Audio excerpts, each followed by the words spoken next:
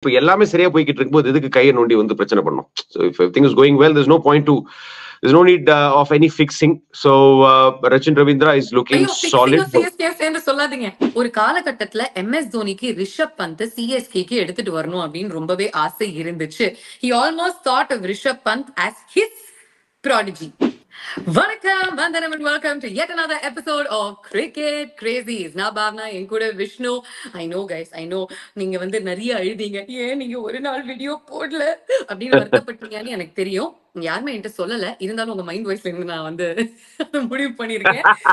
But we are back after one day off and இன்னைக்கு RCB and Virat கோலியை பத்தி பேசுறதுக்கு வந்திருக்கோம். சிஎஸ்கே னுடைய மேட்ச் ரிவ்யூ பண்றதுக்காக வந்திருக்கோம். ஐபிஎல் நிலவரம் எல்லாமே டிஸ்கஸ் பண்றதுக்கு, கிசு கொடுக்கறதுக்கு Vishnu and I are back. Hi Vishnu, welcome back. Hello boss. First of all, congratulations. Superb prediction. KKR ஜெயிப்பாங்கன்னு கரெக்டா சொல்லியிருந்த. KKR ஜெயிச்சாங்க. அடுத்து என்ன பத்தி சொல்லு? எஸ், அதே மாதிரி உங்களுக்கும் வாழ்த்துக்கள். கிங் கோலி வந்து செமையா விளையாடுவாரு அப்படின்னு நீங்க ப்ரெடிக்ட் பண்ணியிருந்தீங்க. சோ அதுவும் நடந்துச்சு. என்ன அப்படின்னா, ஒரு சாதகமான ரிசல்ட். இந்தியன் கிரிக்கெட்டுக்கு கிங் கோலி நல்லா விளையாடணும், அதே மாதிரி கேகேஆர் ரசிகர்களுக்கு அவங்க ஜெயிக்கணும். ரெண்டுமே நடந்துச்சு. But see, I heard Star Sports India 8 out of 10 experts predicted that RCB will win. அதனால போஸ்ட் ஷோல வந்து சீகா பத்ரி எல்லாமே அழாத குறையான். சீகா வந்து பத்ரியை கட்டி பிடிச்சு, நோ இப்படி எல்லாம் நீங்க போலிங் போட்டீங்கன்னா நாங்க எப்படி உங்களை சப்போர்ட் பண்ணுவோம் RCB அப்படிலாம் சொன்னாங்களாம். அண்ட் இன்சைடர் இன்ஃபோ என்ன அப்படின்னா, everybody was shocked, KKR wrought. அதாவது அதுதான் கரெக்ட். அதுதான் அதேதான் எல்லாருமே அதை எதிர்பார்த்தாங்க. சின்னசாமி ஸ்டேடியத்துல ஏற்கனவே ஒரு மேட்ச் ஜெயிச்சாங்க. முதல் வெற்றியை சின்னசாமி ஸ்டேடியத்துல தான் பதிவு செஞ்சிருந்தாங்க RCB. அப்படி இருக்கும் பொழுது அதுவும் சூப்பரான ஒரு பினிஷ். சோ அப்படி இருக்கும்போது அந்த ஒரு மொமெண்டம் எடுத்துட்டு போவாங்க அப்படின்ற ஒரு யோசனை இருந்தது. பட் முதல் பேட் செஞ்சாங்க. 180 wasn't enough. பட் நீங்க பாத்தீங்கன்னா it should have been enough. Okay, because RCBயோட போலிங் பிரச்சனைகள், அதாவது பல சீசன்களாக என்ன RCBக்கு ஒரு பிரச்சனையா இருந்ததோ அந்த ஒரு பிரச்சனை, அந்த ஒரு தலைவலி தான் நேத்திக்கு RCBக்கு ஒரு மிகப்பெரிய பிரச்சனையா இருந்தது. ஐ திங்க் அந்த ஆரம்பத்துல டோன் செட் பண்ற அந்த விஷயம் சரியாக செய்யல. இந்தியன் போலர்ஸ் ஒரு யஷ் தயால், ஒரு சிராஜ் ஆரம்பத்துல நிறைய ரன்ஸ் கன்சீட் பண்ணாங்க. அப்பவே இழந்துட்டாங்க ஆட்டத்தை. அந்த பவர் பிளேலயே ஒரு மாதிரி ஆட்டத்தை இழந்துட்டாங்க. And made it look so easy. அது சுனில் நரேனுக்கு என்னன்னு தெரியல, ஒரு சின்னசாமி ஸ்டேடியத்துக்கு வந்து ஒரு RCBக்கு எதிராக விளையாடுறோம் அப்படின்னு சொன்னோம்னா அவர் வந்து ஒரு சந்திரபுகியா மாறிடுறாரு. சோ அதைத்தான் மறுபடியும் பார்த்தோம். I think KKR was just too good. I think 180 concede பண்ணதுக்கு அப்புறம் கூட அசால்ட்டா, ஐ திங்க் பிஃபோர் 17 overs 17வது ஓவர் முடியறதுக்குள்ளேயே சேஸ் பண்ணி முடிக்கிறதுன்றது ஐ திங்க் phenomenal.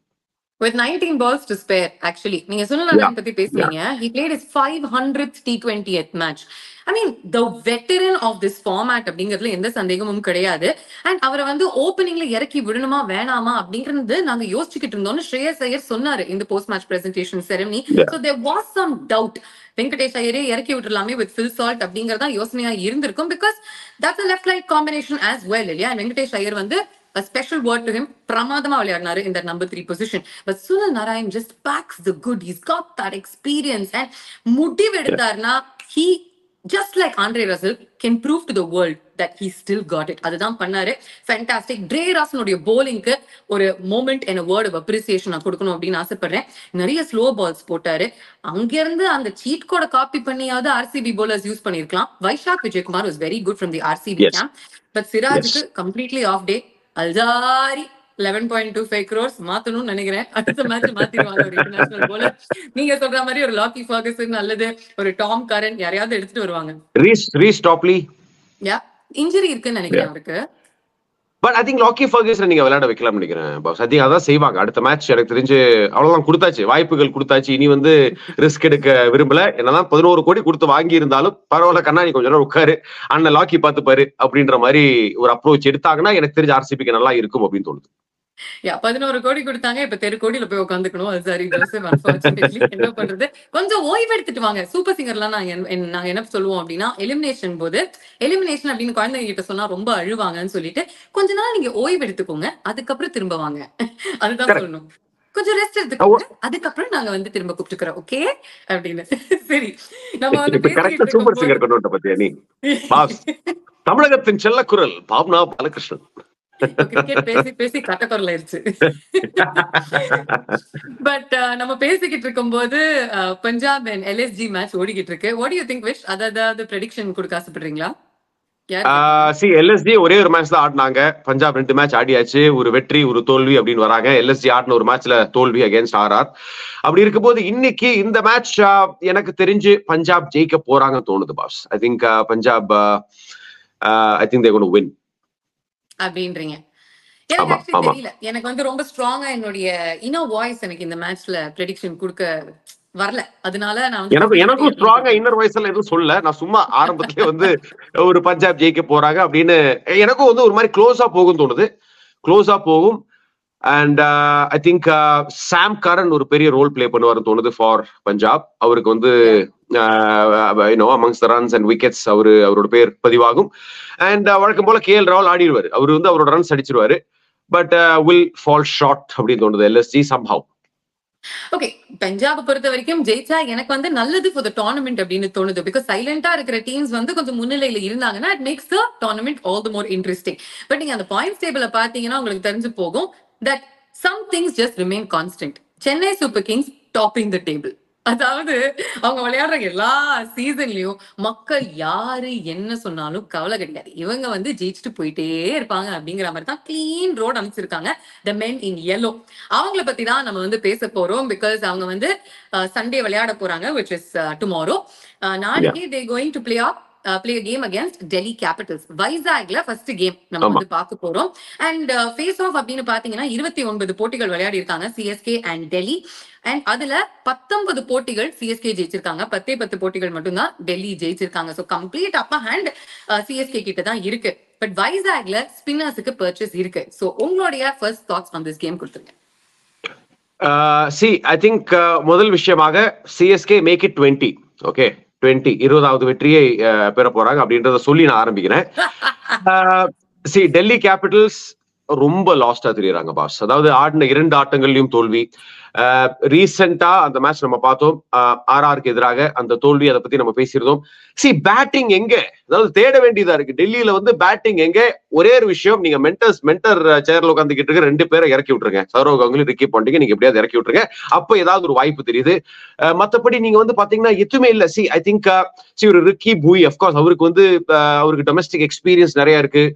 பட் ஒரு ஐபிஎல் லெவல்ல அவரால் பெர்ஃபார்ம் பண்ண முடிய மாட்டேங்குது. நீங்க 2 மேட்ச்லயும் வந்து பாத்தீங்கன்னா டிசப்பாயிண்டிங்கான ஒரு பெர்ஃபார்மன்ஸா இருந்திருக்கு. ஸோ அவரு ஸ்டெப் அப் பண்ணணும். நீங்க ஒரு பாயிண்ட் சூப்பரா சொல்லியிருந்தீங்க, ஒரு பிருத்வி ஷா, அவரை இறக்க வேண்டிய ஒரு நேரம் வந்தாச்சுன்னு நினைக்கிறேன். நீங்க வந்து அவரை ஆரம்பத்துல இறக்கி விட்டுருங்க. ஒரு ஆரம்பத்திலேயே ஒரு நல்ல ஒரு ஃபவுண்டேஷனா இருக்கும் அப்படின்னு தோணுது. ஐ திங்க் ஒரு டேவிட் வார்னரோட ஒரு Prithvi Shah I think will be a good option. அவங்க ட்ரை பண்ணணும் பாஸ். ஏன்னா இப்போ இந்த டைம்ல தான் எக்ஸ்பெரிமெண்ட் பண்ணணும். ஏன்னா ஏர்லி ஸ்டேஜஸ் 2 தோல்விகள். நீங்க இறக்கி பாருங்க. நீங்க வந்து உங்க கிட்ட இருக்கிற எல்லா ஆயுதத்தையும் நீங்க இறக்கி பாருங்க. ஏதாவது ஒரு காம்பினேஷன் உங்களுக்கு செட் ஆகலாம். பட் இதுவரையும் செட் ஆகல. ஏன்னா உங்களுக்கு ஒரு ரிஷப் பந்துக்கு அப்புறம் அக்சர் பட்டேல் மெயின் பேட்டர் அப்படின்னு போதே உங்களுக்கு தெரியுது உங்க பேட்டிங்ல வந்து பல பிரச்சனைகள் உண்டு.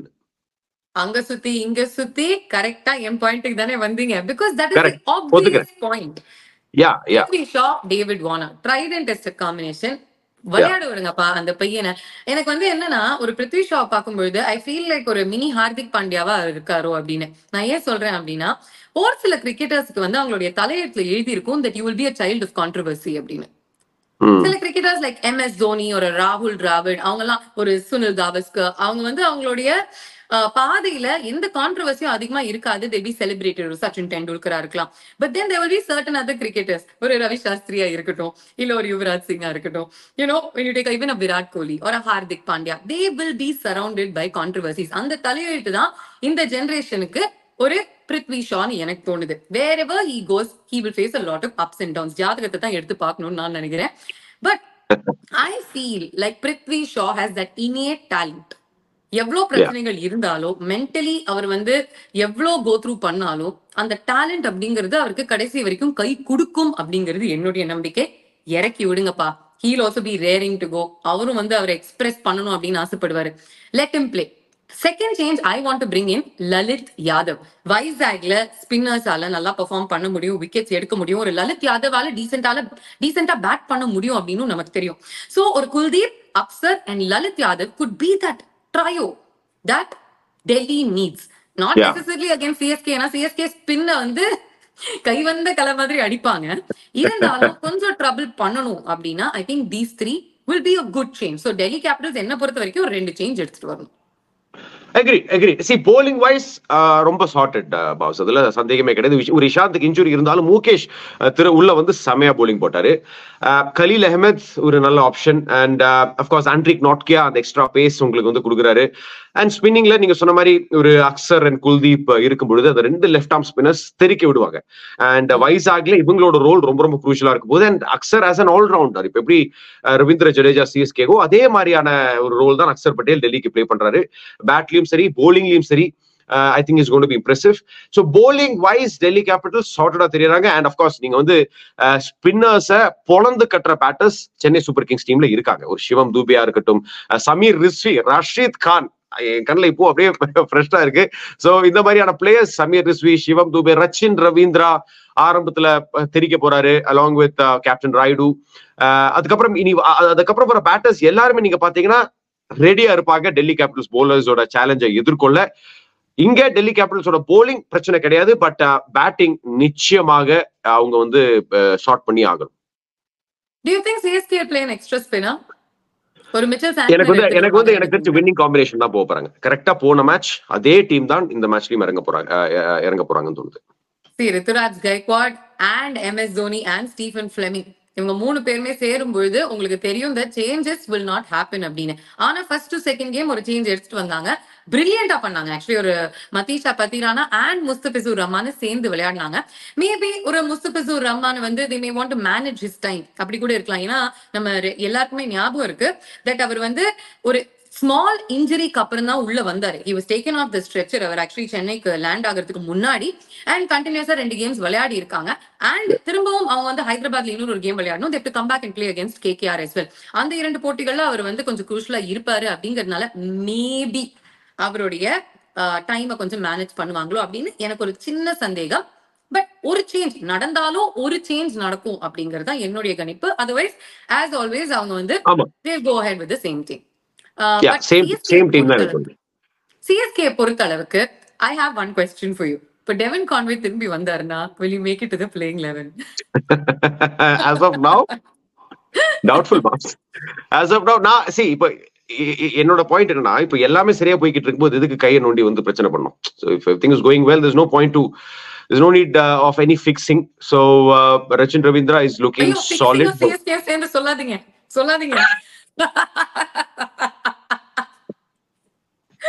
பாம்ஸ் தெரிக்கிறியே ஃபார்ம்ல இருக்கே, சிஎஸ்கே மாதிரி நீ சம ஃபார்ம்ல இருக்கே. அந்த வார்த்தை மட்டும் வேணாம், நாங்க டிக்ஷனரியில எடுத்துட்டோம். அதாவது எல்லாமே சரியா போய்கிட்டு இருக்கிற சமயத்துல எதுக்கு நோண்டணும்? சரியா, அதனால அப்படியே இருக்கட்டும்.